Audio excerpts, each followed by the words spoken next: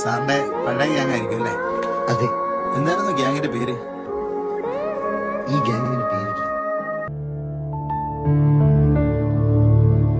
മലർന്നും മലരാത പാതി മലർ പോല വളരും വിഴിവണ്ണമേ വന്ന് വിടിന്തും വിടിയാത കാലൈ പൊഴുതാ.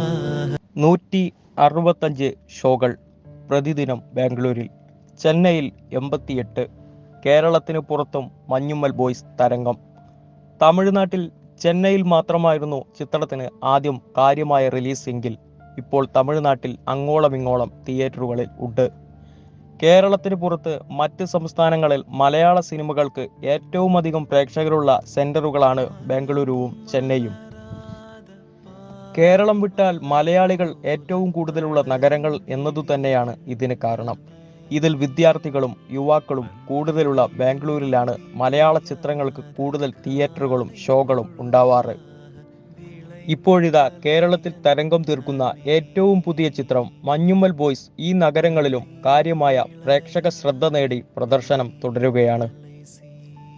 ചൊവ്വാഴ്ചത്തെ ഷോ കൗണ്ട് നോക്കിയാൽ ചെന്നൈയിൽ മാത്രം 88 ഷോകളാണ് മഞ്ഞുമ്മൽ ബോയ്സിന് ബാംഗ്ലൂരുവിൽ. ഇത് 165 ആണ്. റിലീസ് വാരാന്ത്യത്തിന് ശേഷം ഒരു മലയാള ചിത്രത്തിന് സമീപകാലത്ത് അവിടങ്ങളിൽ ലഭിക്കുന്ന ഏറ്റവും മികച്ച ഷോ കൗണ്ട് ആയിരിക്കും ഇത്. പകുതിയിലധികവും കൊടൈക്കനാൽ ലൊക്കേഷനായിരിക്കുന്ന ചിത്രത്തിന് തമിഴ് പ്രേക്ഷകരും കാര്യമായി കയറുന്നുണ്ട്. ചിത്രത്തിലെ സംഭാഷണങ്ങളിലും കാര്യമായി തമിഴ് കടന്നു വരുന്നുണ്ട്. ഒപ്പം കമൽഹാസൻ ചിത്രം ഗുണയുടെ റഫറൻസും. ഇതെല്ലാം തമിഴ് പ്രേക്ഷകരെ ഈ മലയാള ചിത്രത്തിലേക്ക് ആകർഷിക്കുന്ന ഘടകങ്ങളാണ്.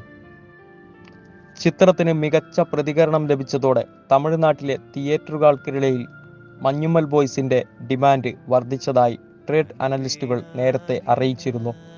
തമിഴ്നാട്ടിൽ ചെന്നൈയിൽ മാത്രമായിരുന്നു ചിത്രത്തിന് ആദ്യം കാര്യമായ റിലീസെങ്കിൽ ഇപ്പോൾ തമിഴ്നാട്ടിൽ അങ്ങോളം ഇങ്ങോളം തിയേറ്ററുകളുണ്ട്. എറണാകുളം മഞ്ഞുമ്മലിൽ നിന്നുള്ള യുവാക്കളുടെ ഒരു സുഹൃത്ത് സംഘം നടത്തുന്ന കൊടൈക്കനാൽ യാത്രയും അവിടെ അവർക്ക് മുന്നിൽ വന്നു ചേരുന്ന അപ്രതീക്ഷിത പ്രതിസന്ധികളുമാണ് ചിത്രം. ആദ്യ 4 ദിവസം കൊണ്ട് ആഗോള ബോക്സ് ഓഫീസിൽ നിന്ന് ചിത്രം നേടിയത് 36.11 കോടിയാണെന്ന് നിർമ്മാതാക്കൾ അറിയിച്ചിരുന്നു.